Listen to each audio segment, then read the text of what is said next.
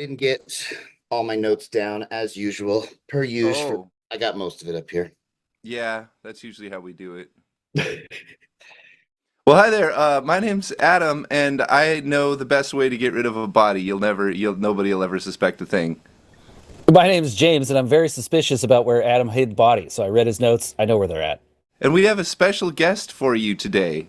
Hi, my name's Jeremy, and I am not sure if I'm in the right podcast. What's this about bodies? Hiding bodies. Yeah, this is the Hide Body Cast.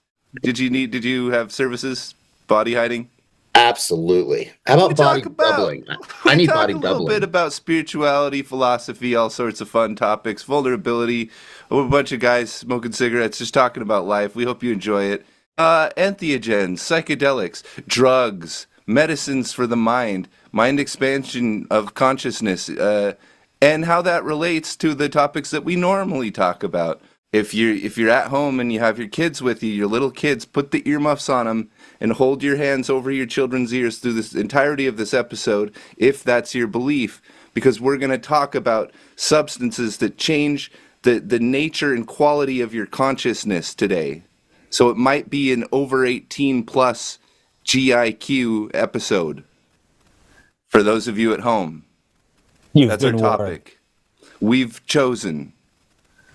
Well, unless you're in one of the decriminalized states that they use it for spirituality and medicine, and then with special approval from, doctors and therapists, kids that are younger than 18 can still participate in certain types of, ketamine or other types of psychedelic therapy to an extent, but only in a controlled setting with a doctor. If there's, you say the kid's experiencing treatment-resistant depression, Oh, there's that.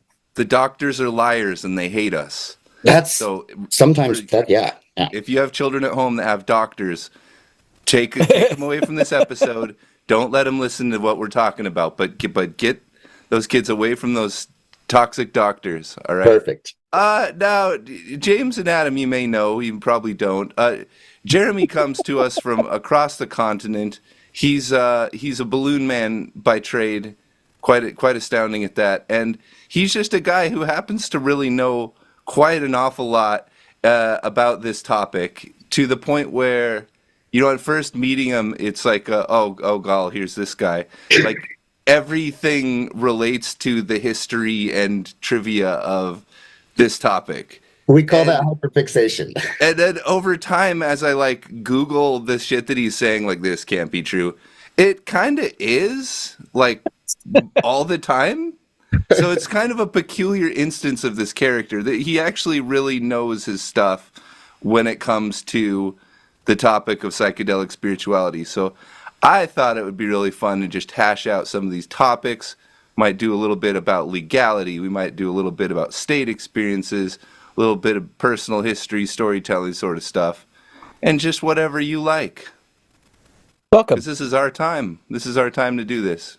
I am an artist because the art is meant to inspire people, as art has inspired me to take on this psychedelic journey. And so art itself becomes part of the spirituality involved in a psychedelic spirituality. Can I play you all a very short version of a song that I was inspired to write on mushrooms? Absolutely. We can give her a try. How's this sound? Dead air. It's Can hear the pick play on your probably low E string, not the low E string, just the pick interacting About with this. No.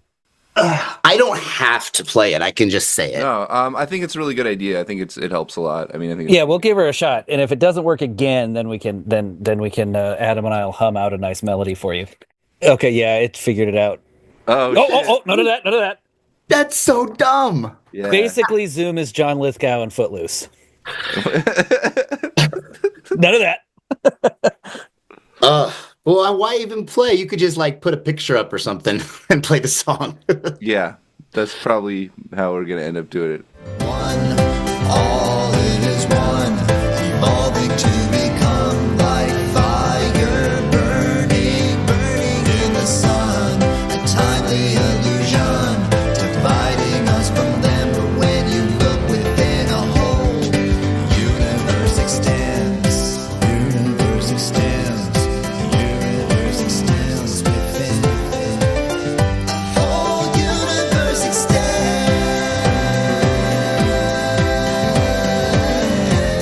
get started with like what was your original orientation towards substances, and did that change as you got more familiar and comfortable with it, or has it always been sort of similar? I was raised super conservative, mostly way out in the countryside in Texas. And while the rest of my family and brothers and sisters were pretty much goody two shoes, I had had an experience when I was a young boy that resulted in a lifelong case of CPTSD.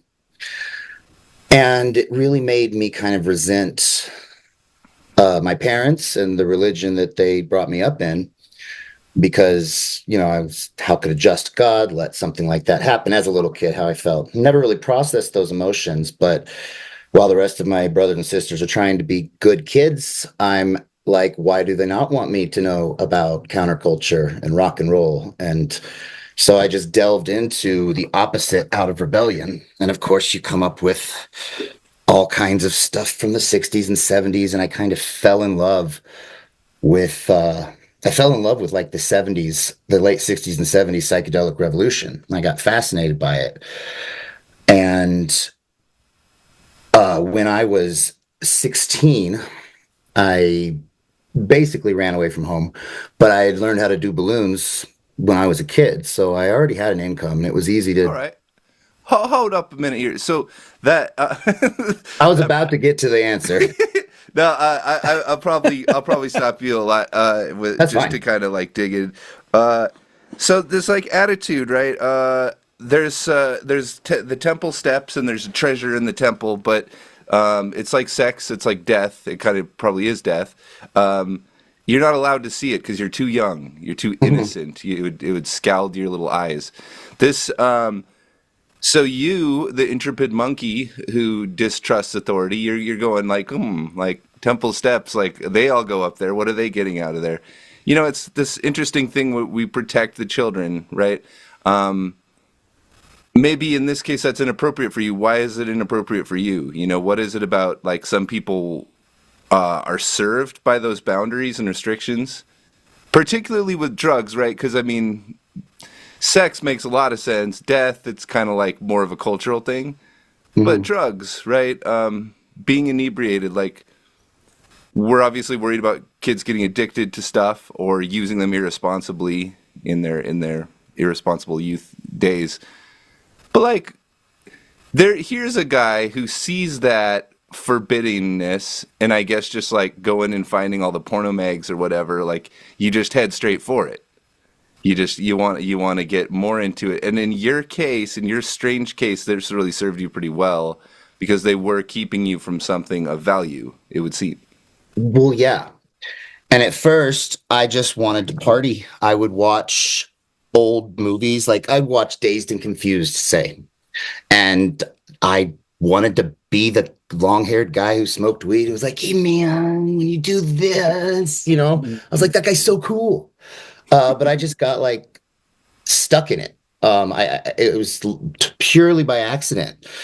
I moved into a friend's house across the city of Dallas and started doing balloons at a mall. And I got introduced in 1 year when I was 16 to psychedelics, like boom, boom, boom, back to back. And my first dose of acid was not super intense. It was a fun experience. And I had another experience where got a hotel room illegally with money he stole, and the cops got called and we had to sneak out while we were tripping, and it was insane. Classic. Yeah. Well, then the third time, I had gone to a charter school for a little bit over on that side of town, and there was a man who was actually like 24 but was posing as a 17-year-old, and he was selling LSD that he made in the school. And he didn't really like me. I didn't know that. And I paid him for just a hit. I was just going to sit there and watch the floors melt. He did what's called puddling. And just squeezed the bottle into my mouth. Okay. Ooh. Have you heard of that before? I've heard stories. Yes. Yeah. And it was a really intense experience. Like, it got to a point where if I was focusing on what I could hear, everything in my vision would just roll. But if I focused on making my visuals clear, then everything in my ears would. So I couldn't keep one sense together at a time. We got back to the house without his dad knowing that I was tripping. The friends covered for me that were in the car. But after that, things got really hazy. I was tripping so hard that I remember vividly, they took me outside and there's a puddle of water, but it looked like a portal to another dimension. I tried to dive into it and they had to stop me. The cars were like a foot off the ground, it looked like, and the lights looked like lasers coming out the back. It was crazy. And then I started going into like trip loops, if you're familiar with those. No, Uh, when you I think I've heard it. I think I've heard it described, but yeah, it probably helped it. Well, looping is where during a psychedelic experience, you get stuck on an idea. And usually it has something to do with your ego and not being able to mentally move past something. Often it's subliminal. And it can lead to a bad experience for some people, especially when you don't know what's happening. But you basically experience the same thing and thought pattern over and over and over. Like, for instance, watching a friend loop once, and they were like, this is it? And I'm like, this is what? And they're like, I'm dying. I'm like, no, you're not dying. They're like, why? And I had to explain to them. They're like, okay, 30 seconds pass. This is it? I'm like, right. no. And I have to repeat the process 20, 30 times for an hour or two. That's looping. Well, so I feel like you loop in normal thinking too. It doesn't seem like it's big of a deal.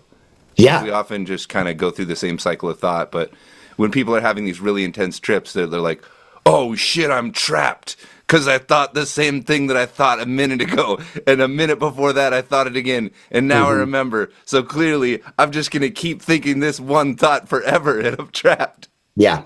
It really does. Because I mean, all psychedelics change your perception of time. And Yeah. pot being one of the lower level psychedelics, you ever notice how time seems to either take forever or go way too fast when you're high? It's just never right. The more intense your trip is, the more intense those effects can be. Anyways, I remember getting stuck on the idea of sex, money, and power. I don't know why. I was like, Cool. why is the world like this? And my friend Sean was like, not tripping as hard, getting kind of worried at this point. He told me later, I was looping about it. And he was like, well, that's just how the world is, man. And I'm like, but why? And then I started looking at him, and you know those old pictures of Jerry Garcia where it's like his face, but the whole thing behind him is just a psychedelic twirl of color. He looked like that. And I remember these flashes. I would look at something and it would be like a picture, and everything else would go away, and that's all I could see. And I kind of blacked out after that. And when I came to, my friend's mom that I was renting the garage room from was standing there. Now, she worked at a drug rehabilitation treatment center and was super conservative. So they were just worried and they got her. She freaked out and she took me to the hospital. You remember, this is Texas in the 90s. And it was a crazy experience involving me thinking somebody was God because I looked in their eyes. And I remember the thought process. It was clear. It was like everybody is God, I was feeling. And I thought I was dying. So the last person's eyes I looked into, I was looking directly into the eyes of eternity. I was trying to say that, but I ended up just screaming, that woman is God, throughout the whole hospital. I died. I laid there in the hospital bed after they shoved a catheter in me with no painkillers because they're like, we don't know what interactions will happen and what drugs he took. And then they left me there chained to the hospital bed with a cop standing there. I thought he was like a guardian angel and I was in some waiting room for hell. I remember closing my eyes and sinking into this blackness, and I could hear sounds that sounded both simultaneously like screams, but also music. It was weird. And I'd feel hot and I'd feel cold. Now, I didn't know what all of this was, but it was ego death. I had my whole life flash before my eyes. I gave up. I was ready to die. I was like, this is it. And then, of course, I fell asleep and woke back up. And I was fine. That experience changed me forever. I was never able to go back. It gave me almost a PTSD because every time I took psychedelics for years after that, I would get a huge anxiety rush ahead of time from the memory. It still didn't stop me because since I had experienced that, I wanted to know what and why. So I delved into the psychedelic revolution and the fathers of it. And, you know, you've got like Gordon Wasson and Timothy Leary and Albert Hoffman. And Timothy Leary especially, he rewrote the Tibetan Book of the Dead, and it's called The Psychedelic Experience. Are you familiar with it? People have brought up the eight circuit model as being like really similar to what we talk about. I didn't really feel that the connection was that strong, but yeah, some of the Timothy Leary stuff kind of resonates with us. Yeah, the psychedelic experience in particular just describes what I went through. He didn't change much of what the Buddhist said. He just changed it from death to ego death with psychedelics because he saw the similarity. In there, it describes that you'll go through a phase during a trip where hot becomes cold and cold becomes hot, where life and death blur. And I was like, oh my God, that's what happened to me. So I went back and was living in the country with my parents for a little bit. And I just stumbled upon this website called theshroomery.org, which is still up, still available for anybody. And it's a whole community worldwide of thousands of people that are amateur mycologists and mushroom growers. And so I started growing mushrooms. Before that happened, I went out to a random cow pasture when I found out that they grew in my area, and I found mushrooms. And it was the weirdest experience because I was like an idiot without really finding out if they were real. They looked good enough. Oh, shit. Yeah. I didn't trip for 6 hours. It was weird. And I'm like, if I didn't trip, does that mean I'm going to die? Because the only lookalikes were poisonous that I could find online.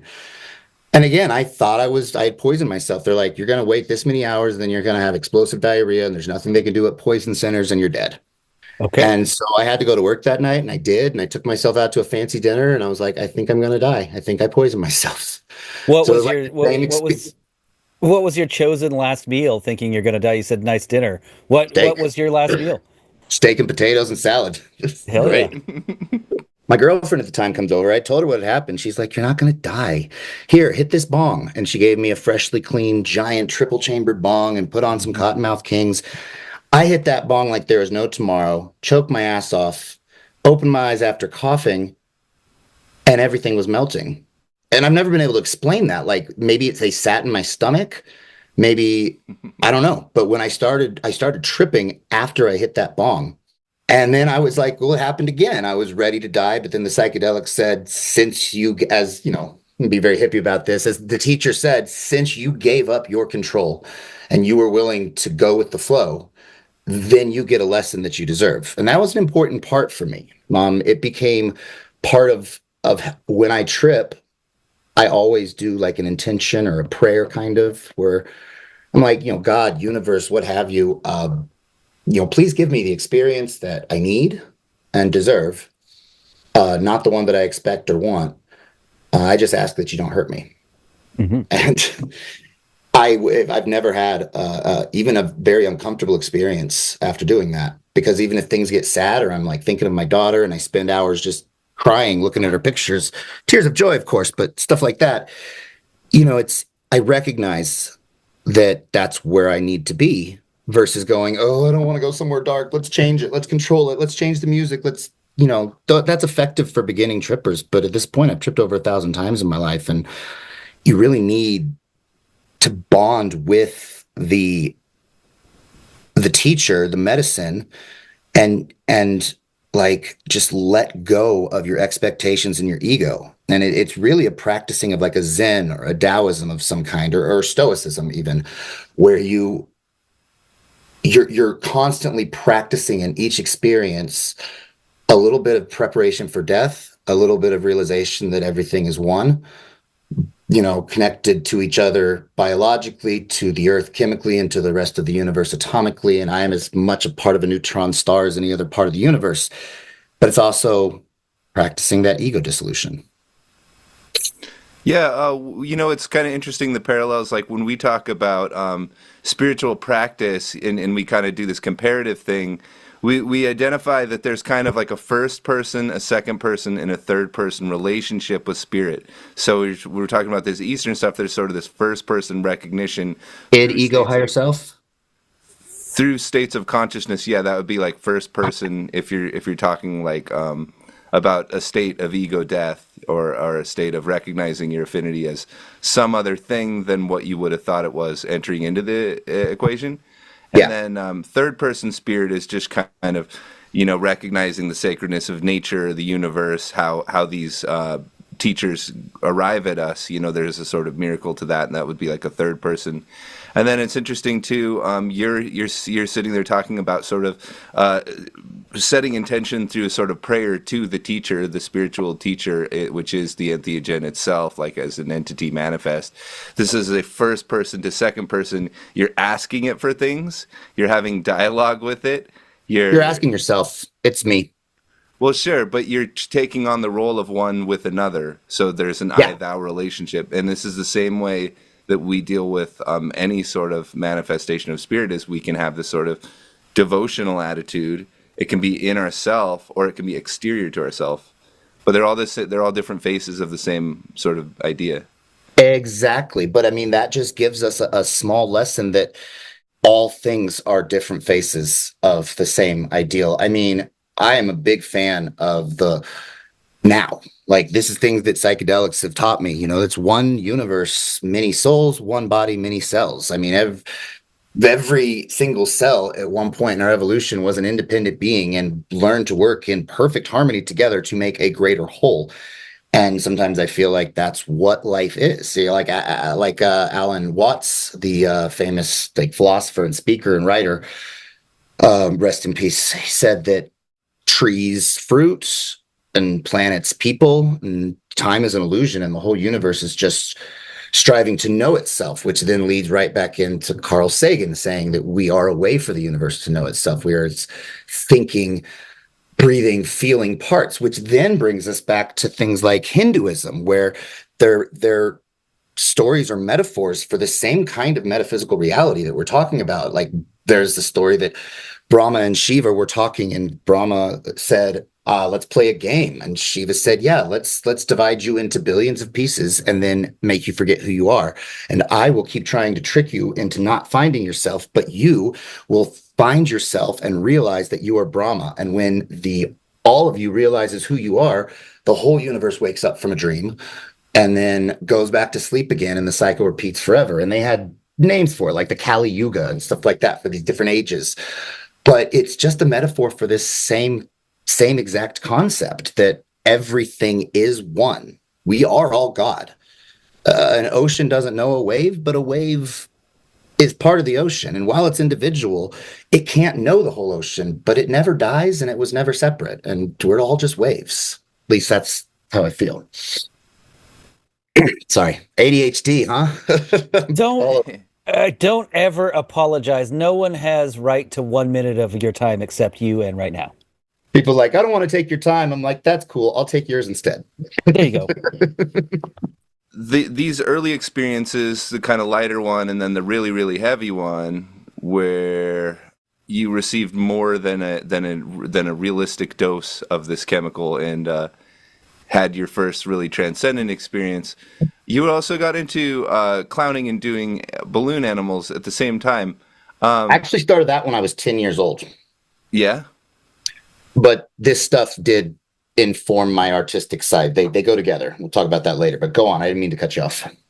Well, yeah. Well, a moment ago, just describing, this, you moved out, you're getting into these kinds of topics, and you're learning how to kind of make money for yourself. Yeah. That seems to be a really natural part of your character too. It's actually really interesting. Like, you're outstanding at like, you'll immediately hold children's attention, totally rapt. It's totally wholesome. It just works immediately and it makes sense. And it seems like you just kind of like pulled it out, like it was really obvious. But I'm wondering kind of where did that come from? Like, did someone teach you that, or was it just like really natural to you, or did it take a while to kind of figure that out, or what? I often look back and ask the same thing, because I work it into my comedy when I'm doing balloons. This charisma is really my only real gift. People are like, oh, you're so talented. And I'm like, that's great. Flattery is going to get you everywhere with me. But I know better artists, but they don't do it with love, or they don't know how to connect with people. And I'm very empathetic, always have been. But I'm also very hyper, and I always want to make people laugh and be silly, but it's annoying, or it's class clown behavior. But then out of the blue, my father starts teaching me to do balloons when I'm 10 years old and just takes me on gigs with him. And people loved it. It moved fast enough that I didn't get distracted or bored. I really do fail at other jobs. I've had other jobs and I just can't keep them for longer than a few months. But I'm doing my own thing. I'm filling the world with art. Like Terence McKenna said that art's task is to save the soul of mankind, and anything less is dithering while Rome burns, because it is the artist's tasks who are often self-selected. It is the artist's task to journey into the other and find the way. And if the artist cannot find the way, then the way cannot be found. And I take that as like a sacred charge. He also said, don't read books, don't watch movies, don't listen to music. He didn't mean don't, but he's like, make your own. He had this thing called novelty theory. He believed that the entire universe had an ordinance, a command almost built into it to seek novelty. And that's why evolution is constantly changing. That's why things are so different and unique all over this expansive universe. And that things were going to get more and more novel until they were complex enough that they become, well, it kind of feeds into the whole singularity thing that people talk about. Everything becomes one again, which goes right back into what we were talking about before. How does it deal with the opposite of that? The anti-novelties thing, the wanting repetition and pattern and constancy and conservatism and It's a chaotic universe, and humans naturally want to create a space of order and delay entropy so that we have something that feels safe we can live in. But that causes lots of grief in humanity, whether we realize it or not. Things are going to fall apart, so it's much better to be ready for everything to change as it will. You can't control it forever. So the whole order thing, it does make sense. We do need that. You can't just go with the flow and not plan for your life. But like so many great teachers and philosophers have said, you got to be able to let things go and just, can only control your reactions. And too many people try to control the world with the habits that they put in and the rules. And sometimes you just can't. At least that's my opinion. Art and psychedelics became a mission for me. And I was really depressed as a kid because I got spanked a lot. I wasn't properly diagnosed. My parents sent me to doctors. I felt like a broken human. And this became like a purpose for existence. It's like I didn't want to just live a life where I did nothing. There had to be something that I could do. And it turned out the only gift I had, if this was D&D, was I rolled a 20 on charisma and maybe a 15 on dexterity. And that's all I got. So it's weird, right? I kind of feel that too. Like if I didn't choose to do this, it's worthless. Like if society just told me to do something and then I was doing it, and maybe that makes a couple people happy, or maybe that increases some people's bottom line, that's not a life worth living. Right. But there's something about, like, if it's something that I want to do, I'm select to do, God made me do it, whatever, then I was like, this is a life of purpose. Mm-hmm. It's almost like I feel like that's kind of a form of like my own egotism as well, or it's like this kind of egotism that affects artistic people, but it really is like that. It's like I really couldn't. I don't think it's really egotism as much as self-agency. I didn't mean. Yeah, I really couldn't stand to not have like that that ability to choose like what I am and what I do. Yeah. I agree. And some people are so quick to sacrifice it, to take that responsibility off of themselves and fall into something or fall into a traditional role, or, have that all figured out, have somebody who's in charge of figuring that all out for you.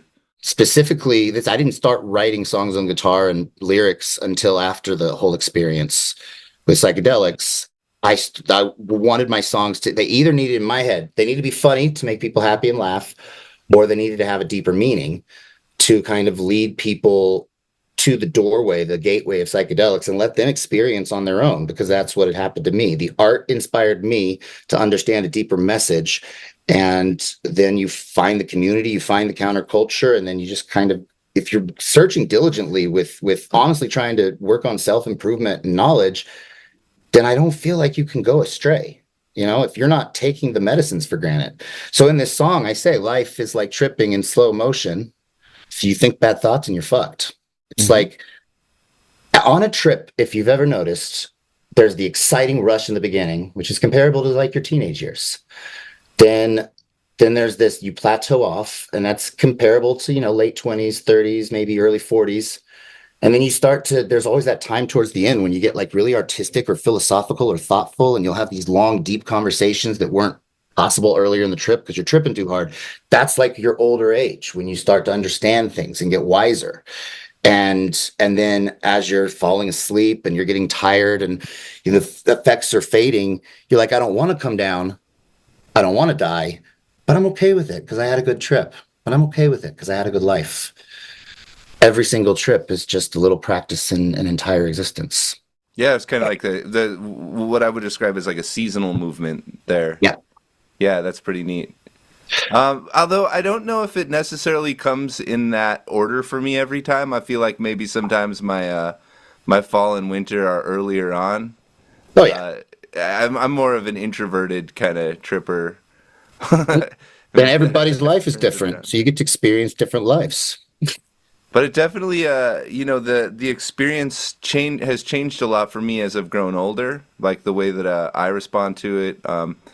I would probably describe when I was younger, it was mostly a traumatic experience that was sort of you do on purpose because it was exciting or something.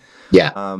Now it's more just exciting and fun. It's not that not the things that come to my mind aren't that challenging. They're not much more challenging than what's normally on my mind. Yeah. And I don't know what that is exactly, if that's growing up or if that's getting used to having this kind of experience or. Why not both? Yeah, I mean, it seems like people get better at doing the experience, without it getting out of hand or without panicking, pretty much. Me and Adam used to play in a band together, everybody, and he's hot. a fantastic guitar player. That's yeah, true. we've all had that experience. We're all kind of like we do write songs that are kind of jokey and kind of serious, like have a message. All three of us do that. So Nice. Yeah. Well, maybe I'll play one for you later. I don't know if Yeah. I'll pick it up, but we'll see. Are we recording? Always. Oh, Always recording. It makes it to the cutting room floor. Adam is very tactful-ish when editing. Anything that you don't want to go in there won't go in there. Back to the topic at hand, you were about to dive into proof of psychedelic use in religious art. Oh my gosh. That rang true in my ears, and I'm ready to hear it. This is making it in. This is making it in. We have to fill time. Yeah, James Arthur, and the book is called Mushrooms and Mankind. Yeah. Cool. This guy, oh gosh, you can just feel his ADD in it, and it's very informative, but that's the book that made me start seeing it. And then I realized that he was just copying the work from older authors. But it's a good book because it condenses 50 years of different people's research. And he went around the world and took pictures of, say, Cambodian temples. And, you look really close. They're shaped like a pine tree. And there's like circles on the bottom with spots on them. Amanita muscaria. And the Greek scholars would go out to a temple in the middle of the night and drink mushroom wine.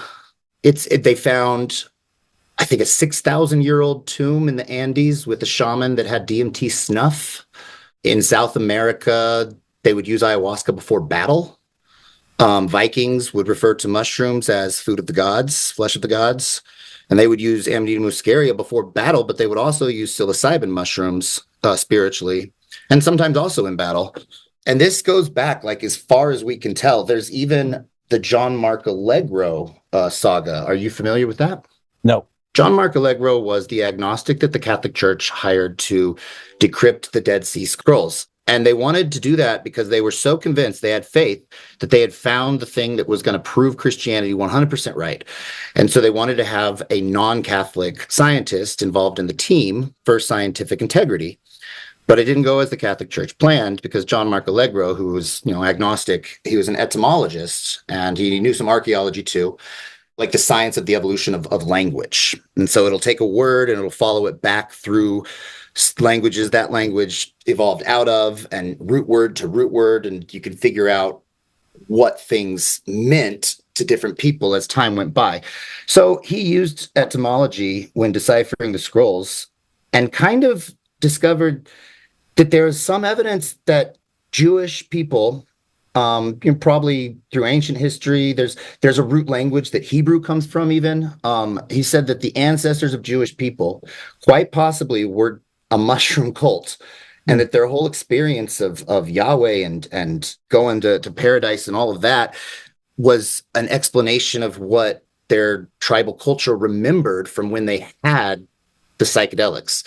He argued that the root word for Jesus was the same root word in the root languages as mushroom, and that all the different apostles were synonymous with different psychedelic experiences. Now, that picture on the book, on the cover, is called Jesus, Lord of the Plants, and it's from the Middle Ages, and it has Jesus standing there. But if you look it up yourself, so I showed you the cover, told you the name, you can Google it. You zoom in on the picture, and below there's a Amanita muscaria, there's a psilocybin mushroom, there's a Syrian rue, and then there's one more. I can't remember if it's like tobacco or coffee, but they're all psychoactive plants. Syrian rue being a natural MAOI that when you take in conjunction with psychedelics, it enhances their effect greatly. There's even evidence in ancient Christianity and Judaism that there was mushrooms involved. And then when he applied that to, say, the book of John, where he says, eat of my flesh, and I am the way, the truth, and the light. No one can find, no one can come to God except through me. If you look at that metaphorically for being a psychedelic substance that you're using spiritually, it does greatly kind of point to the same kind of metaphor. You find awareness and truth through these teachers. He also pointed out how hoarfrost in the Old Testament, when the Israelites were wandering in the desert for 40 years, the way it was described exactly like mycelium. And then he describes that the manna that they would pick up, they're supposed to look for the hoarfrost and they would find the manna. The manna was something that God would warn them, if you don't eat it, it will spoil and go bad. Some people tried to save it in the story, and it went rotten and they had to throw it away. But the way they describe it is just like a mushroom. And then he goes, well, then soon after that, those same Israelites saw a burning bush, all this crazy stuff, the water out of a rock. And he's like, now, how likely is it that they did wander for 40 years in a space that really is only a few miles in diameter? It's very unlikely. Mm-hmm. So how likely is it that it's metaphorical for this tribe being lost to who they are and their roots, but finding the truth again through psychedelic medicine? Not proof, but there's a chance. It's a decent hypothesis. This view of history, it's like, would there be cultures and religions that were not inspired by these substances? Impossible. If they're not aware often of the roots. I think during certain periods of history, they'll be like, no, this has nothing to do with psychedelics. This is all. Sometimes it's not psychedelic; it's another plant that's psychoactive. Like maybe they're, like in South America, how they'll use tobacco leaves medicinally, and they'll make somebody sick, and then they purge, and then you can still use psychoactive plants without there being a trip effect medicinally. And you're specifically focusing on these contexts where it is the trip. There's the God, and then underneath is this plant, this plant, this plant, the ones that cause those sort of spiritual moments. Yeah. Well, okay. So in several of our major extinctions, one of the major or only life forms that survived was mushrooms. And they have fossils of like these giant tree-sized mushrooms. They were the only thing that survived. And other life evolved back out of it. So we are more closely related to mushrooms than we are to, say, trees. Mycelium spreads. There's the book by the renowned mycologist Paul Stamets up in Washington. He was a friend with Terence McKenna. They wrote the original Magic Mushroom Growers Guide in the 70s. He wrote this book called Mycelium Running, and it basically explains the science of how every forest on the entire planet has mycelium under it. Every inch of this earth has mycelium, except for maybe some extreme deserts. It even can cross oceans in some instances, and the different species of mushrooms can communicate with each other. And the mycelium is its thinking brain. It's the existence. The mushrooms are just its reproductive organ. It's just its penis. And hell yeah. they say that a forest ecosystem couldn't survive without the mycelium because this tree is starving of nutrients and it can't communicate because it's the only one of its kind in a clutch, but it'll send out an emergency chemical signal because chemicals are the language of nature. They communicate through chemical reactions. And so it'll tell the mycelium, I'm dying. Mycelium will go to this other tree and say, hey, I need this much of this for this guy. And they're like, oh, sure, yeah, give me some of that. And then, the forest stays alive because the mycelium is acting as an intermediary, connecting it. And then, plants feed the animals. We are animals. All of life on this planet is made possible and has evolved at some point out of mushrooms. If that's true, if say the earth is kind of like an organism and the mushrooms are like its brain, who's to say that it's not trying to chemically communicate with us in the same way that grass gets sour and sends out a signal when cows eat it, and that's why they have to move when they graze. They can listen with electrodes to music by putting them in the soil, and a plant will make a certain vibration that sounds like singing, and then they'll connect it to another plant in another pot, and their vibrations will slowly change to become harmonious. And who's to say that the Earth's not trying to chemically communicate with us in the exact same way? And I know science likes to say, no, you're just being poisoned.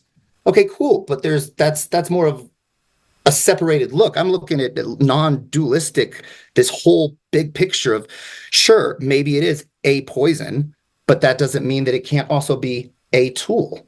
I mean, water keeps you alive or drowns you. It just depends on moderation. I feel like with that being true and us evolving out of this planet in the first place, that all religions originally, even Christianity is based on harvest cycles. And Jesus dying and coming back to life is the time of spring. People don't see that it's all based on farming. It's all based on star and moon cycles so that people could survive. So they were explaining reality through this religion in a way that they could understand it and communicate it metaphorically. So in answer to your question about if there were other religions, maybe, but all religions were based on nature. And if there was a psychedelic plant available, it appears that cultures would use it. And the ones that did use it were more artistic and came up with things like Eastern philosophies and stuff of Socrates and all of them in Greece, they did mushrooms too. So it's arguable that art and democracy and things like that even were inspired in the cultures that did utilize these psychedelics. There are quite a few mushrooms that I don't know enough about shape, size, color, texture, taste to be able to tell the difference. But there are quite a few mushrooms carved on the chair sitting in Independence Hall that George Washington sat in. There's a big sun in the middle, and then there's some mushrooms to the sides.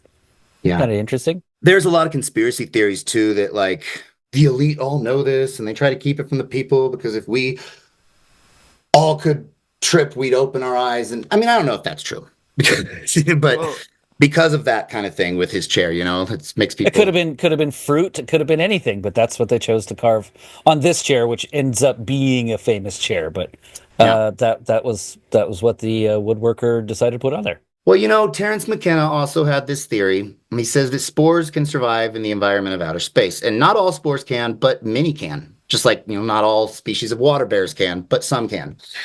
He survived by giving talks and writing books and traveling, giving speeches to huge crowds. And in one of his talks, he was describing how he had taken the heroic dose that he always did. He'd light a candle, he'd smoke a bunch of weed, he'd eat 8 grams of mushrooms and sit in a room by himself.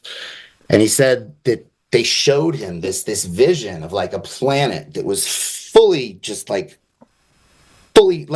of Avatar, this nature planet, just with giant mushrooms shooting spores and then pumping out into space and then floating through the cosmos, seeding life where they met planets that had the right opportunity. And he said, in this vision, he also saw these great giant machines that we learn to make in the future, but we learn it by becoming one and mimicking nature, making our technology more biologically friendly and something that what if life itself came on spores? Life itself was that spark that the scientists can't create life in a test tube. Maybe it had something to do with, maybe they're missing an element. What if? But then you also have the stoned ape theory that perhaps in some cases our intelligence, the leap that we had ahead of our competitors, had to do not just with the things that traditional science says, but that if we're an agricultural society or we're following herds, that mushroom grows in their shit, like cows. I mean, this is why they think cows are holy in India, because they think that long ago people were like, oh, they shit out something that makes us see God. And all of this is just hypothesis. Right. But it's fun to wonder. It's fun to have a little magic in your imagination and your view of reality. In this theory, you've got a spore-seeding life on a planet and then evolving other types of complex life out of it, and then waiting until that complex life is intelligent enough to be able to speak to it through the chemical reaction of the mushroom itself. But not only that, then nature starts to, as it does, create novelty and evolve differently. So then you've got ibogaine, you've got the psychedelic toad, and you've got the 13 or 14, probably even more species of psychedelic cactus that produce mescaline. The whole Christmas myth is based on, with Santa Claus and stuff, is based on Siberian shamans. And like they would wear red and white and they would drink the urine of a reindeer. The reindeer would eat the Amanita muscaria under the Christmas tree. The kids would go out and try to gather mushrooms for the reindeer under the Christmas trees. And they would come back and feed them. And then the shaman would climb up through a hole in the roof and drop down after they had all drank his pee or her pee. And because you can still trip, after. So the shaman would drink the reindeer pee, the people would drink the shaman's pee, then the people would start tripping on the Amanita. And that's when the shaman would jump down and start telling stories and giving out gifts. So like even that is based in psychedelia.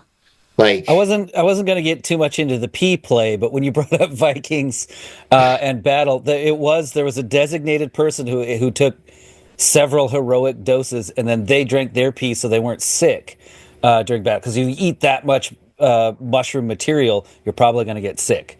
But if you drink the pee of someone who is tripping that hard, you don't get physically as sick, but do still get the euphoric for Valhalla sort of mindset. So yeah, pee drinking there as well. It's the same thing with Mario. The mushroom makes him get big. Mm-hmm. So spirit in general, spiritual approaches, religions, they tend to explain two things really well that can't be explained otherwise. One is alternate states of consciousness, and the other one is why we're here in the world, why we exist, why we're here. And so your theory involves this sort of the spore and the mycelium as sort of this delivery methodology, sort of the creator part of religion. Planet seeding. It creates. Yeah. It seeds life and consciousness, and it expands consciousness. The spice must flow. And then to the point of creating language and being responsible for like entertainment and art kind of leading culture forward. So in that sense, as a biological entity, these sort of fungal entities are a god creature in the sense of being a creator.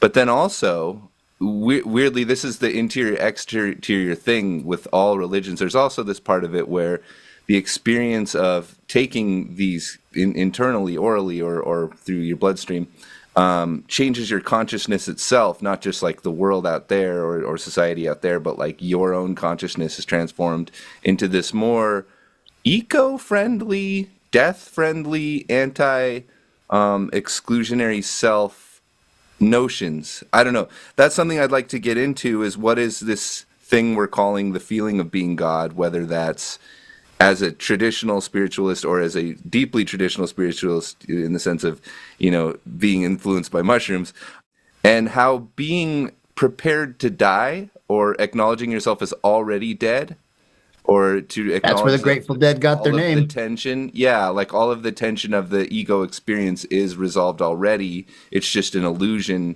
that's hanging out suspended.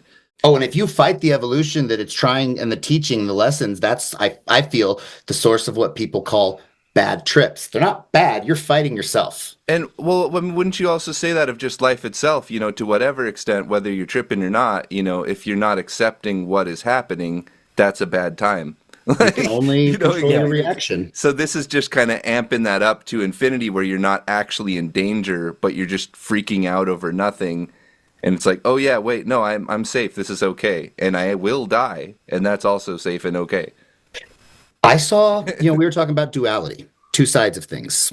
I have never been able to find it again, but in 2020, I saw a picture of the human spine and nervous system spread out, and then it had a picture of a mushroom right by where the human skull would be, with its mycelium network spreading. Mm-hmm. And the mycelium looked so close to our nervous system, like in the picture. And these are both photographs, and then like laid out scientifically. And then there was a poem between the two pictures that somebody had written. And I don't know it word for word, obviously, but it made an impact. So I remember how it made me feel. And it was essentially saying, imagine that long ago that we two brothers said, I will go underground and I will not have a body.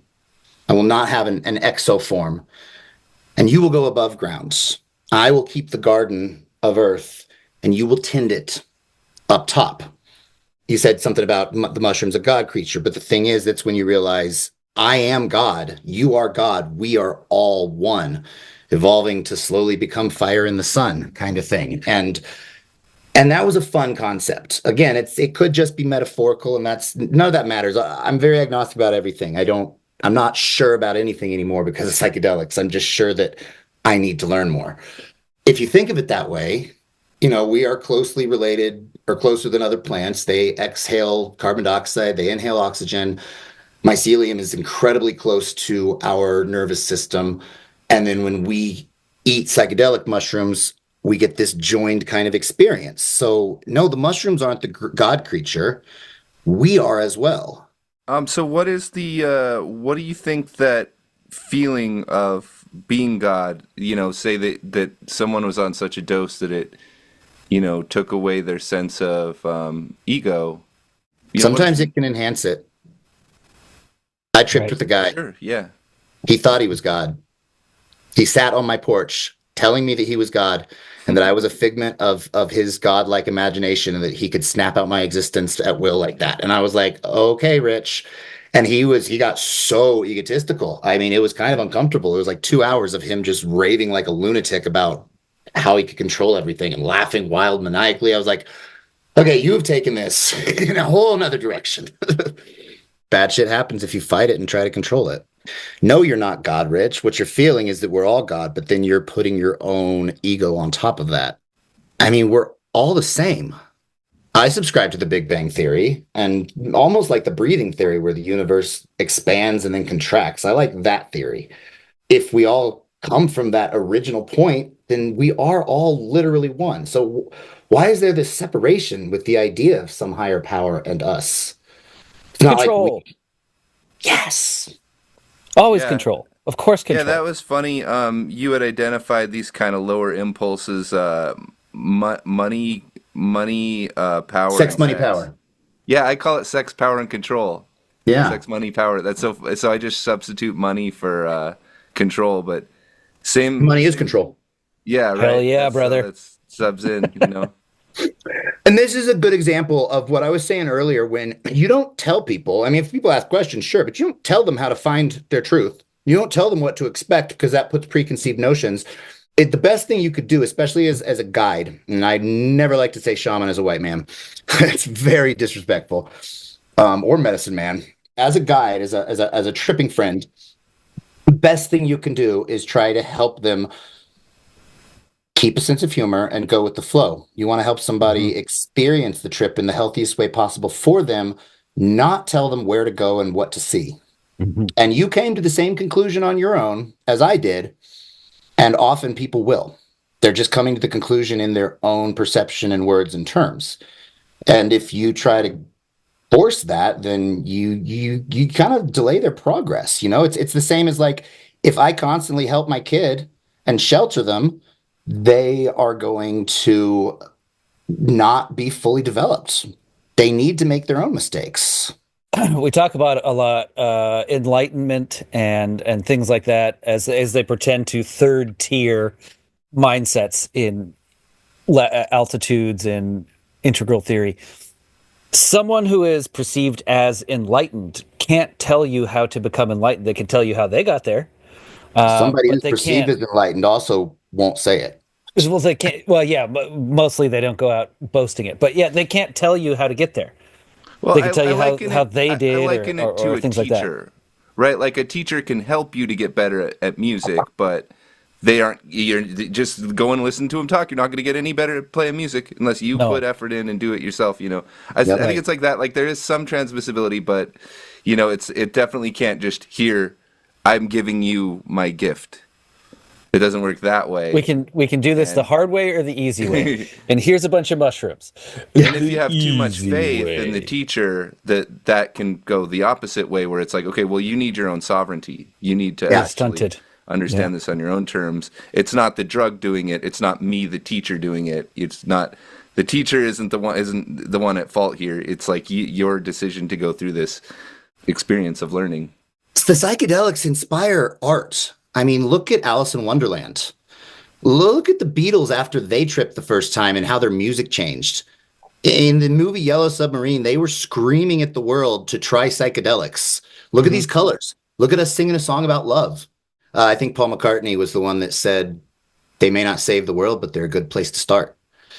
Recently with all of this decriminalization and people using them medicinally, we're rediscovering why humans have such a 1,000-year-long relationship with these plants and why, Native Americans see peyote as sacred. Vikings saw mushrooms as sacred. We're rediscovering what people already knew, and we're just scientifically seeing it. And now they're like, oh, a single dose of psilocybin can have the effect of an SSRI, but stronger for up to 3 months at a time after tripping. Yeah.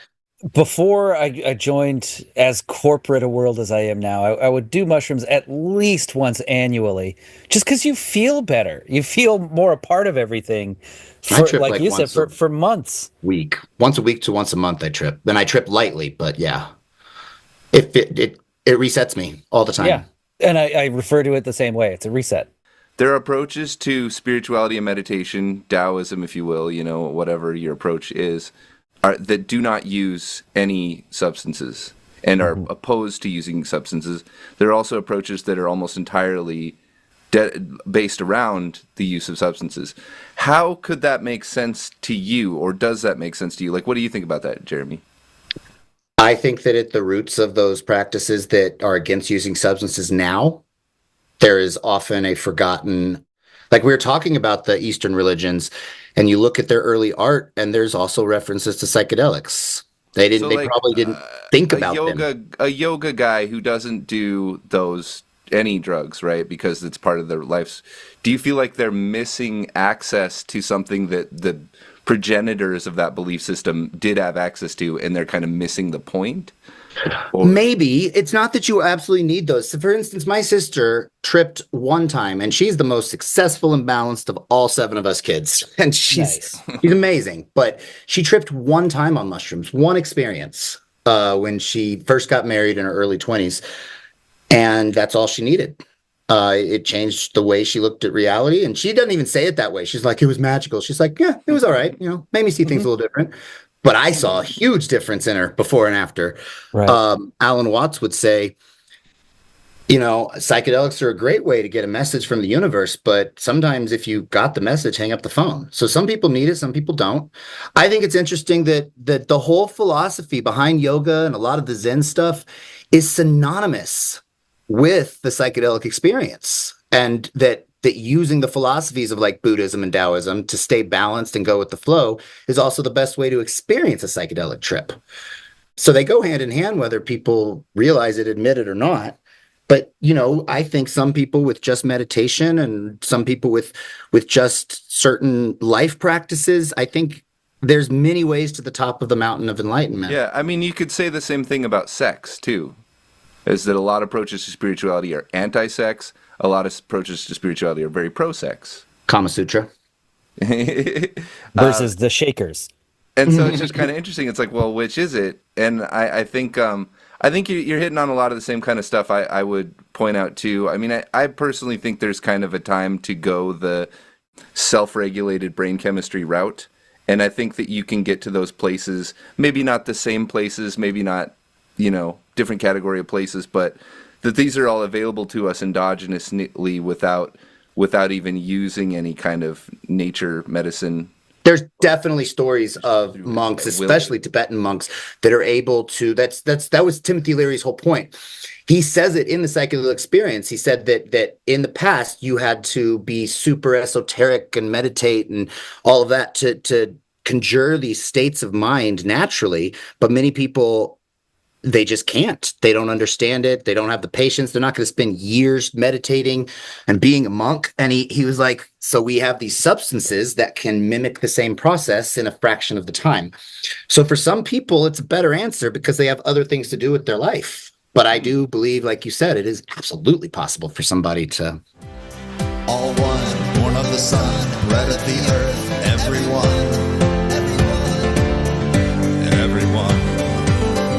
All one, born of the sun, bred of the earth, everyone. We're all one, born of the sun, bred of the earth, everyone.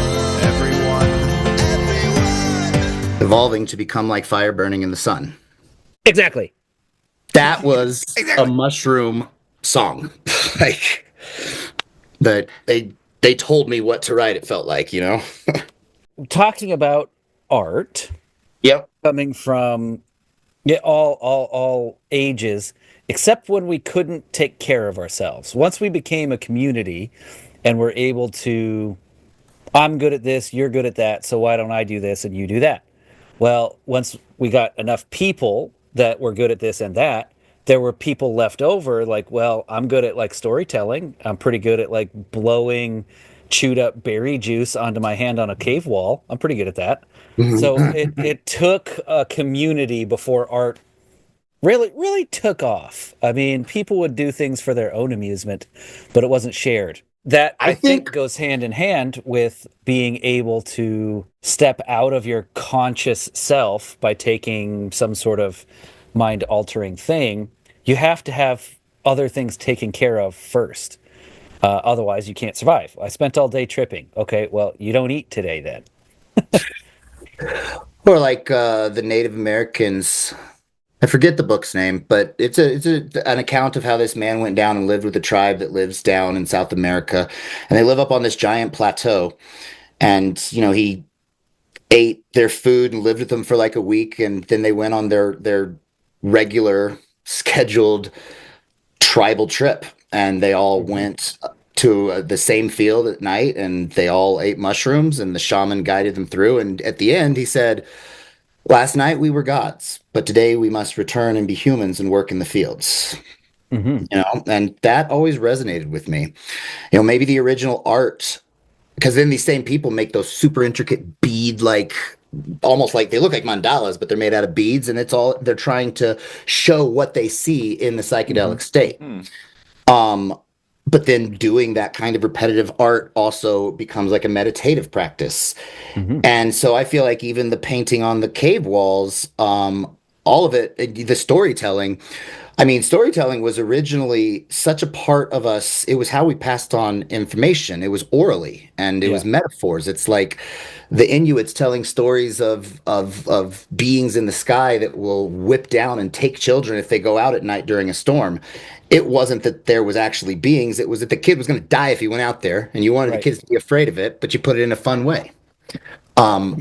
Because vengeful sky creeps are fun. It personifies it so you understand it better as a kid. A child wouldn't understand. Really beautiful in terms of states and stages. Yeah, like we go out and we become gods in this night and this ritual, and then we return to making baskets or whatever, raising children. I think originally the storytelling and the painting was just for us to record our history in a way, and then it became something more. Just an opinion. Art is able to elaborate along particular vectors where you maybe would have a more simple and more traditional art medium where somebody's putting all their, like, a crazy amount of attention into that, like, one sculpture, totem, whatever, amulet. Whereas now it's like we have these, like, 1,000-person teams making, like, Hollywood movies or whatever. Art is this, like, the scale of it is completely ridiculous, but on some level you still need that person that's like fanatically fussing over every single detail, and if you don't have that, it's not going to be really like human art. It'll be more like kind of plasticky simulacra, junk food kind of. Art's task is to save the soul of mankind, and only the artist can find the way. It comes back to that. So you've got the people that do it and are inspired by the psychedelic experiences, or just their neurodivergent brain, perhaps. And then all of the neurotypicals, sober straight edges, they'll mimic that art. Because that's kind of what I was going towards. Yeah. I was trying to rephrase just to make sure I understood. Let's all just paint a picture today. It'll be of a horse next to a barn, and here's the numbers. And it's like, okay, I'm kind of learning how to use a paintbrush, so that's really good in terms of developing as an artist, but we're not making art yet.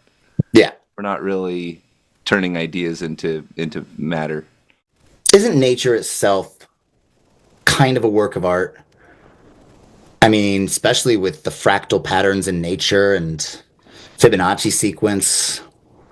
Aren't we just doing what nature already does? And the reason we look at it different maybe is because a lot of these religions, originally like shamanistic religions around the world, I mean, you got the Native Americans that believe in the great spirit that runs through all things, which is reminiscent of Taoism, because the Tao is the force of the universe that runs through all things, which is reminiscent of the Vikings' beliefs, because their gods were only representative of forces of nature. But when you get deep into their paganism, it's almost the same. They believed in a great spirit that ran through all things, whose source was nature.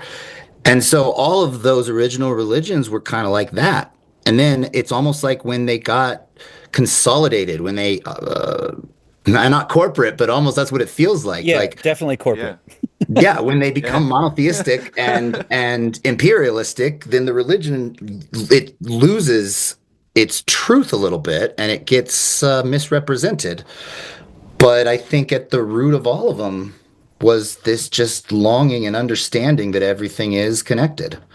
The metaphor for everything being one is there in so many different cultures. And returning to the just carrying water, and getting away from the visionary experience, what is that? What do we do with that? What does that do for us to have that like knowledge, purpose, empathy, realizing that we're not different. We don't need to kill each other. We don't need to enslave each other. Everything's better when you stop doing those things. It really is, right? For everyone, except the corporate style where someone at the top is definitely benefiting. You probably shouldn't do any sort of drug. You probably shouldn't have caffeine and nicotine. You probably shouldn't do all of those things because you'll start to realize that you're equal to the top person. Right. And so when they experimented, the CIA and the Army, with psychedelics and soldiers and mind control, anybody can access the reports and stuff. You can read them online. They found that it made soldiers question their duty and not want to follow rules and start to, and then there's that famous speech that Timothy Leary gave. I used to have it as a segue on the album I recorded between songs. And it was like, these young people don't want to fight your wars, whiskey drinking, cigar smoking generals. They don't want to be in your corporate world. That's kind of what the psychedelic revolution was. We lived in a society that was all rote and rule and honor and country and duty. And then all of a sudden, all this psychedelic art and experience started happening, and it spread through the culture, even the people that didn't do it. You got people that love the Beatles, but would never touch drugs. Mm-mm. But there always needs to be a group of people in society constantly trying to push back against becoming, just robots. Because we have passion, we have emotion, we have feelings. We're not just like worker ants. The minute that we start to become too egotistical and separate ourselves from nature and realize or think that we're not all one, it makes it harder to take in the lessons in the first place, because you got this societal cultural programming. And it's why Terence McKenna also would say that culture is not your friend. It's an operating system. And if you'd like to download a new operating system, you can do a disc erasure. And a good disc erasure are the psychedelic plants. It's a slower, gentler, longer one. If you'd like a fast disc erasure, pick up some DMT, he said. But it resets the operating system in your brain, and it makes you see life differently. Then people become tree-hugging hippies, like overnight.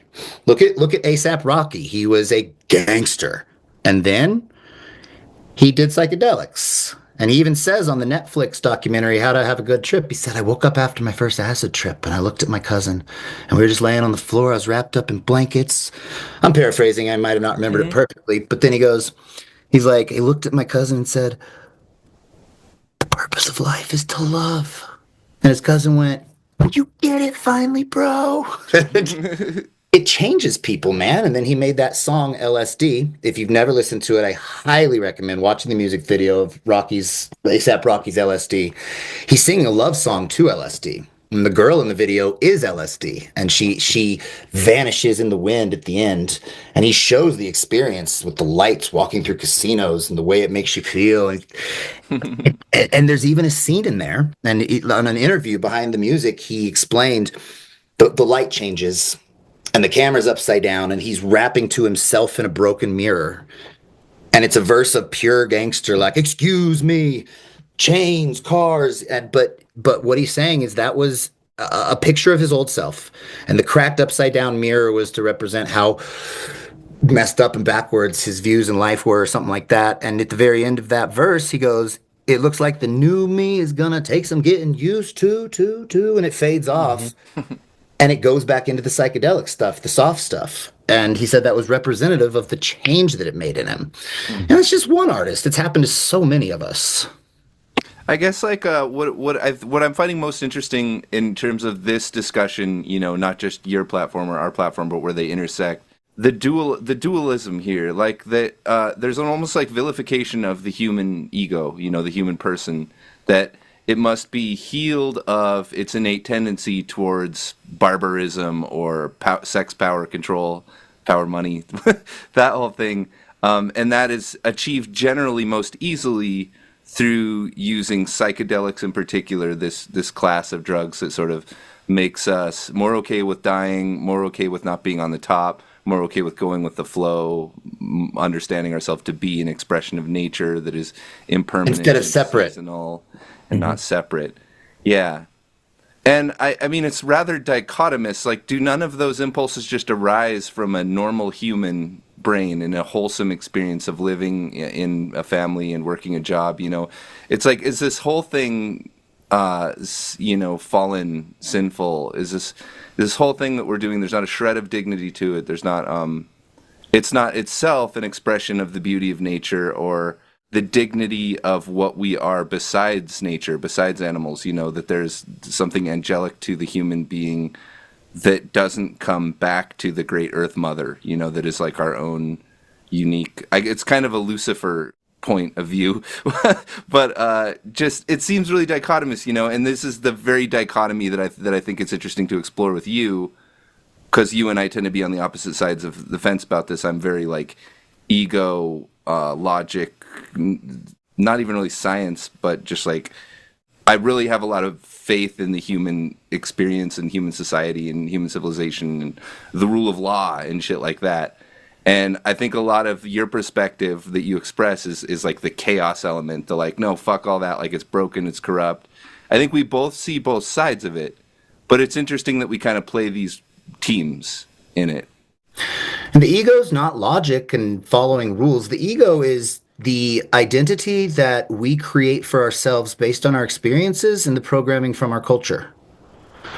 The higher self and the id, these are parts of ourself that are real humanity, but we cover them up and ignore them because we put this prideful idea of who we are, this image. And so ego death is dissolving that individuality that everybody just falsely makes about themselves. Yes, we are individual, like the wave, but we are also part of the ocean, like the wave. It's both. And so, I mean, I like rules because when you put a bunch of people together and there's no rules, it sucks. Right. But I also believe that rules are there for that reason. So if I'm in the desert in the middle of the night, I can run that red light because I can see headlights. There's no cars around. What is the purpose of that rule at that point? It's a no harm, no foul. Some people can never really think their way through that, and so they need the rules to feel safe. Other people rebel against the rules specifically because they just have oppositional defiance disorder and they're being selfish. They're narcissistic, like the rules don't apply to me. I follow them when they are applicable, and when they're not, you choose. Is it going to hurt somebody if I break this one? As long as it doesn't hurt somebody, then it's fine. So we're not as far apart as you think. Well, that's what I'm saying. That's actually what I am saying. Yeah. Oh, we keep doing that. The whole idea of ego, I mean, because you just defined ego. James and I did a whole episode where we defined ego in different ways, and according to various authors, Jung, Freud, Ken Wilber, New Age spirituality, psychedelic culture. You know, ego means whatever the hell ego thinks it means, right? That's whatever the is a good description of ego. Ego thinks it means.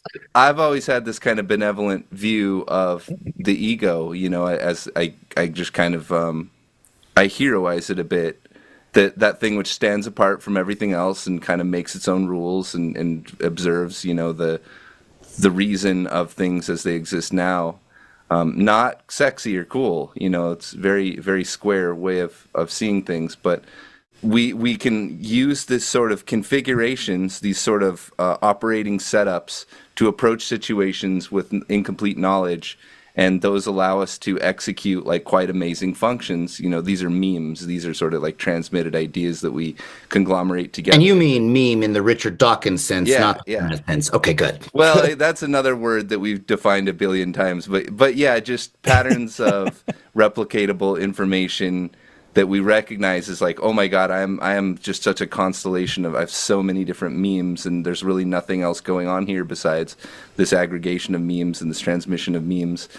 That to me is just part of the beautiful floweringness of nature. So there's a sort of romantic tendency to find somewhere in history, somewhere in childhood, somewhere in the past was this like greater era that we have fallen from, or we've fucked up, or we've forgotten about, you know. Back then, when we're talking about the tribal stuff, I mean, I'm talking about how there was an origin, but they also pooped in the street and didn't know where the sun went at night. So, and died from horrible diseases, and the average age was 30 or 40. It wasn't to be romanticized. It's just that as a society, we've built like a societal ego. That's through memes, like you said. I remembered the other thing you said I want to respond to, though. You said, can a person access this way of thinking and being without psychedelics? Yes. If a person has a good, healthy, balanced, safe, and secure upbringing with not a ton of trauma, of course that happens. That's tough. Who's also living their authentic self. These things are medicine for a reason, and if you're not sick, you don't need it. But unfortunately, trauma is generational very often, and so many of us are sick, and many people do need it. Just recovering from history, too, from the programming of a lot of toxic American history, you know. Cultural, psychologic oppression. You're not supposed to feel that way. You're not supposed to fill in the blank. And, and I highly recommend reading, or at least listening to bits of Aldous Huxley's Doors of Perception. It was one of the first books that really got people, to look at it. The psychedelics opened the doors of new perception to us. It's not that we can't have it otherwise. It's just one key. And we talk a lot. I was just talking recently about this topic, and it's like my friend describes it in terms of like you kind of have cement poured in your brain over some just habits that are just kind of, they don't serve you. You know they don't serve you. You can be aware of them, but you're just kind of, whatever, it's your attachment disorder, or your just whatever the hell I wish I was more confident. I wish that I just didn't doubt myself as much in every fucking moment. But there's some cement in there that I can't just simply redo that part of my brain. It's not available to me. And this is kind of what the promise of psychedelics are, is this sort of neuroelasticity, this ability to actually penetrate that. If you get as powerful as possible into that stuff, like there might actually be this potential to transform yourself at a more fundamental level than might be possible otherwise. But, if we're being realistic, or maybe I'm biased, but if I'm being realistic, I feel like I don't really see that's how these chemicals are being used. I feel like people aren't really doing that work. A lot of it is kind of escapism, like this will be fun, this will be a good trip. I mean, you talk about it very much in a spiritual and medical sort of therapeutic way.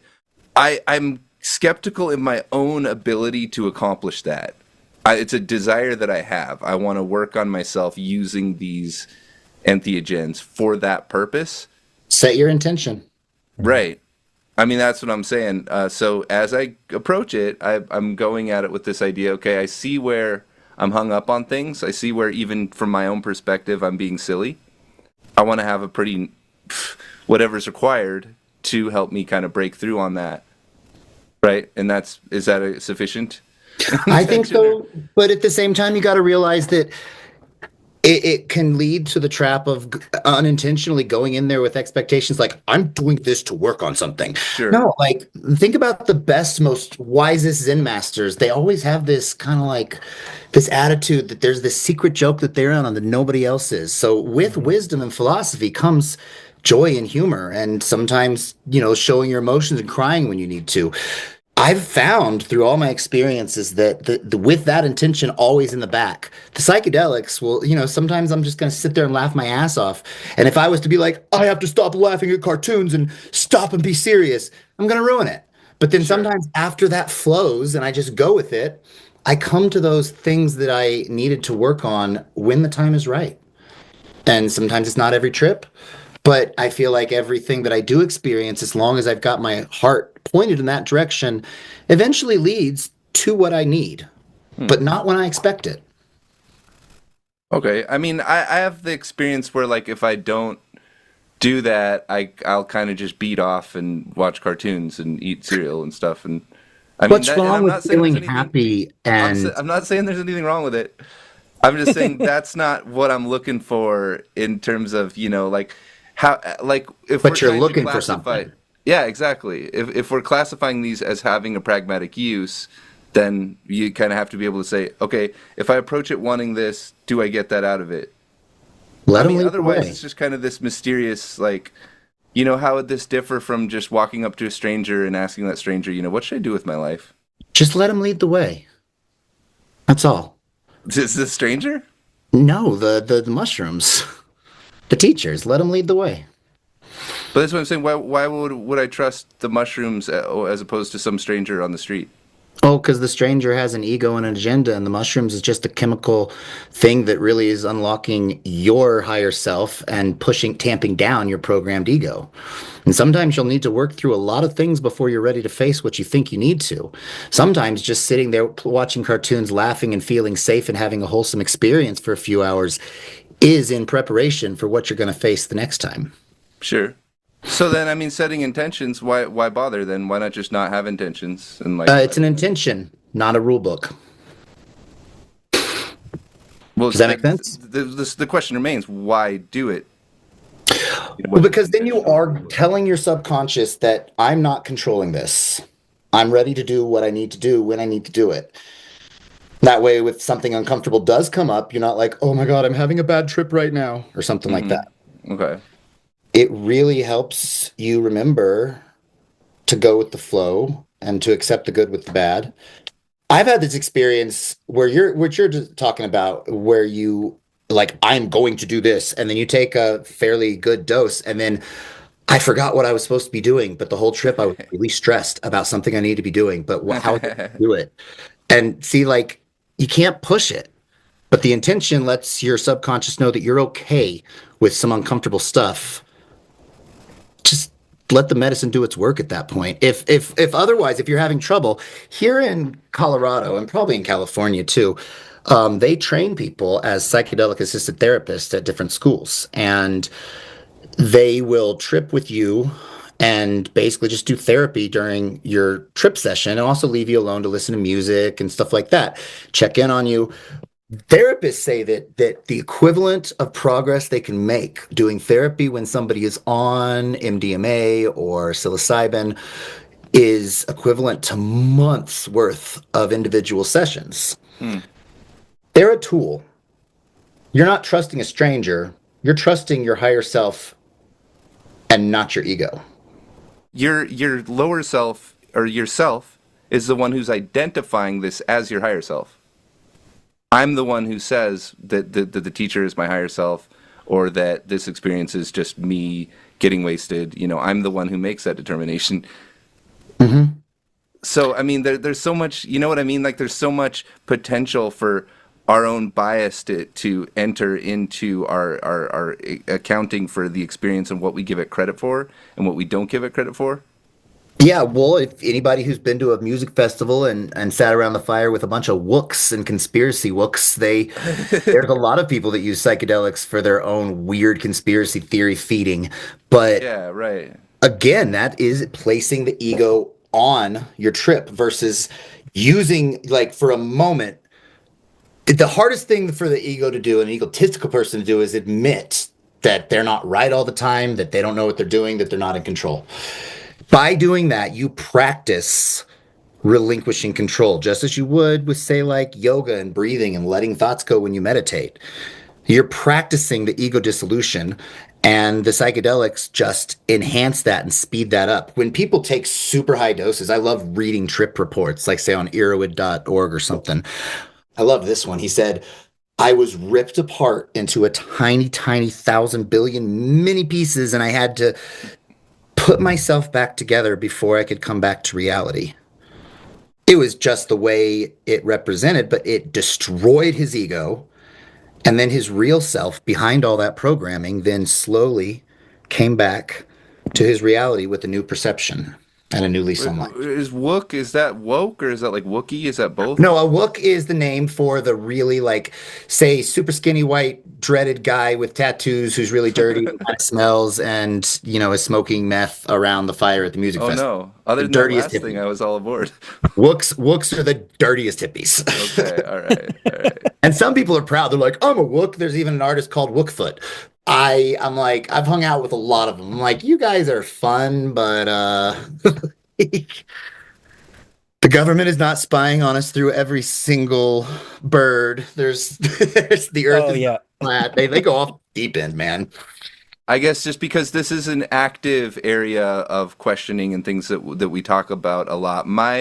I do use psychedelics the same way you guys have and do. And we're all on the same page with that. I'm also advancing this kind of like sober spirituality model as well, as just like different approaches and different ways of understanding this.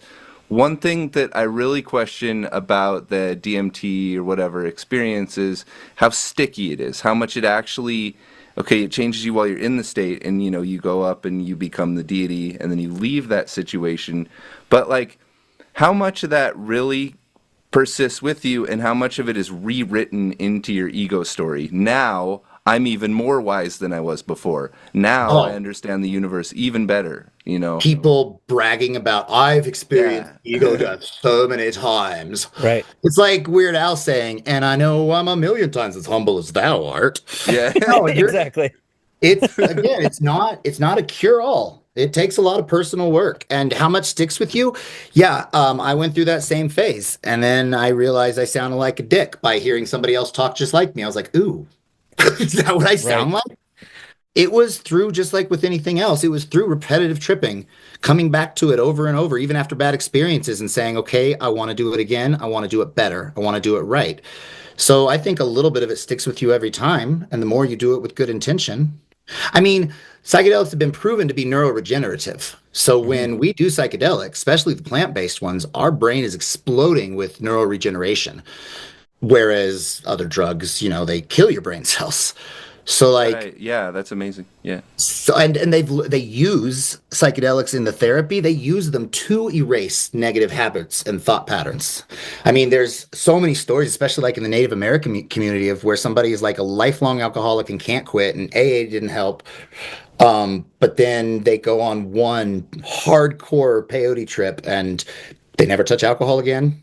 They're Hmm. perfect family members. That's all it takes for some people. It just rewrites it, and little by little, if you do that enough, even if it takes you to an egotistical place at first, eventually it's gonna break you down, or you're just gonna stop tripping.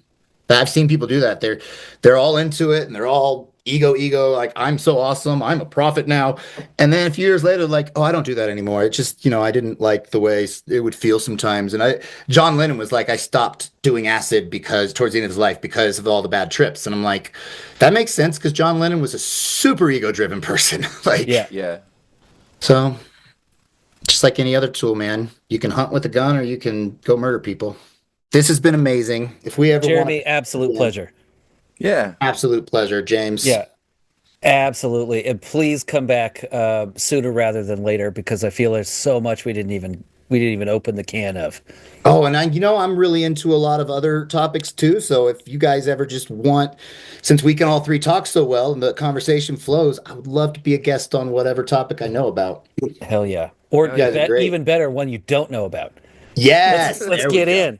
I'll That's be the basically James. my whole role on this thing. Yeah, it's I don't know a ton, and Adam brings stuff up, and then I ask a question that is dumb, but that keeps something else going because I didn't know anything about it. You can't always trust Adam. Didn't you know atoms make up everything? I get it. No, but they make up everything in the universe except for one thing, but that's a dark Oh, I matter see. we'll discuss I later. see what you said. I thought you were talking about Adam in Eden.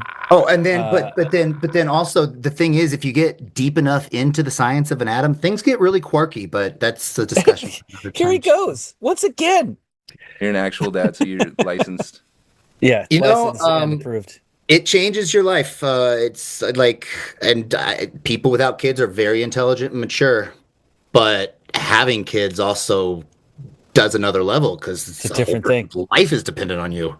Yeah, there's a whole different set of skills that seems to kind of come with that. It doesn't come automatically, man. No. I made some mistakes. I'm just trying to be better. Yeah. Love you. Bye. Yeah, I love y'all. Peace and love. That's what it's all about.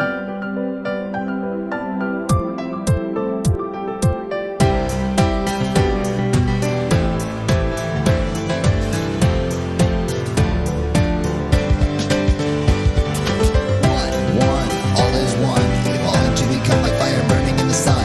A tiny illusion dividing us from them. But when you look within, a whole universe extends. How do you hate? We are all the same. Existence like a game that we forgot that we were playing. But we are all one. Him is you is her. She is just like me, evolving to become like fire burning in the sun.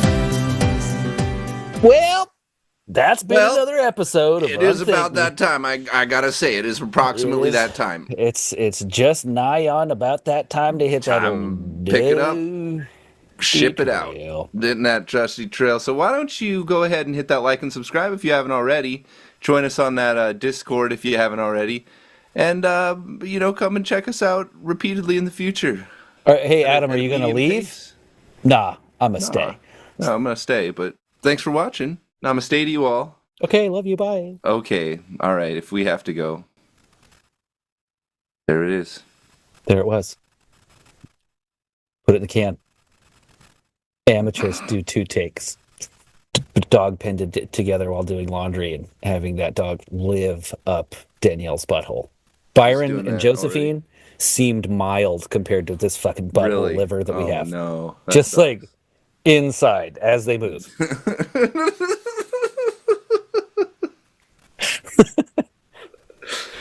This is butthole. This is butthole, yeah. Dog nose. Right here. And I'm walking. And There we're you walking now. Yeah, up the stairs. And it can go down the stairs. And it can eat spaghetti. And it can smoke a cigarette. A butthole puppet.